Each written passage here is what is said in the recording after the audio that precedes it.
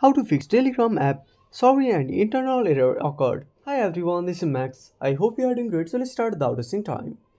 First of all, open up your Play Store. Now search for Telegram. Now make sure to update to the latest version. Now once you are done, go back to your home screen and open up settings.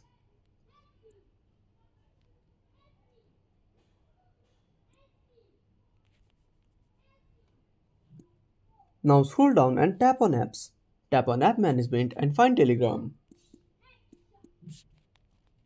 Now tap on force stop. Go to storage usage and tap on clear cache.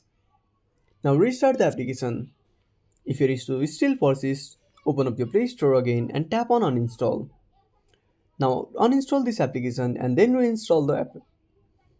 Now uninstall Telegram and then reinstall the Telegram on your device. After installing, restart your device. I hope this would fix the issue. If you found this video helpful, smash that like button and subscribe our channel for more awesome content. Have a burning question or a extra topic? Drop down a comment below. This is Max signing off until next time.